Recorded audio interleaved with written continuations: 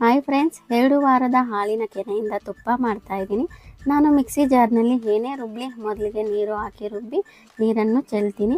ಇಲ್ಲಿ ಕೆನೆ ರುಬ್ಬುವಾಗ ice cubes ಹಾಕ್ತಾ ಇದ್ದೀನಿ. ಇದರಿಂದ ಬೆಣ್ಣೆ ಬೇಗ ಬರುತ್ತೆ. ನಾನು ಇಲ್ಲಿ 1 ಲೀಟರ್ ಹಸುವಿನ ಹಾಲಿನಿಂದ ಶೇಖರಣೆ ಮಾಡಿರುವಂತಹ 2 ವಾರದ ಕೆನೆ ಇದು. ಈ ವಿಡಿಯೋ ಪೂರ್ತಿ ನೋಡಿ ಸೀಕ್ರೆಟ್ ಟಿಪ್ಸ್ ಹೇಳಿದ್ದೀನಿ. ಹಾಲಿನ ವಾಸನೆ ಹೋಗುವುದಕ್ಕೆ ಇಲ್ಲಿ ಬೆಣ್ಣೆ 4 ಸತಿ ನೀರಿನಲ್ಲಿ ತೊಳೆದು ಚೆಲ್ತೀನಿ. ಮೀಡಿಯಮ್ ಉರಿನಲ್ಲಿ ಬೆಣ್ಣೆ ಕಾಯಿಸಿ. ಉರಿ ಜಾಸ್ತಿ ಇಟ್ಟರೆ ನೊರೆ ಮೇಲೆ ಉಕ್ಕಿ ಬರುತ್ತೆ. ಕೆಳಗಡೆ ಬಿಳಿ ಬಣ್ಣದ ಹಾಲಿನ ಅಂಶ ಬ್ರೌನ್ ಕಲರ್ ಬರುತ್ತೆ, ಅಲ್ಲಿವರೆಗೂ ಕಾಯಿಸ್ತಾ ಇರಿ. ಇಲ್ಲಿ ಸ್ವಲ್ಪ ಅರಿಶಿನ ಹಾಕ್ತಾ ಇದ್ದೀನಿ, ಇದರಿಂದ ಕಲರ್ ಚೆನ್ನಾಗಿ ಬರುತ್ತೆ. ನೋಡಿ, ಇಲ್ಲಿ ಗೊತ್ತಾಗ್ತಾ ಇದೆ ಹಾಲಿನ ಅಂಶ. ಇದು ಬ್ರೌನ್ ಕಲರ್ ಬಂದ ನಂತರ ವೀಳ್ಯದೆಲೆ 4 ಭಾಗ ಮಾಡಿ ಹಾಕಿ ಸ್ಟವ್ ಆಫ್ ಮಾಡಿ. ವೀಳ್ಯದೆಲೆ ಹಾಕುವಾಗ ಸಿಡಿಯುತ್ತೆ, ನೋಡ್ಕೊಳ್ಳಿ.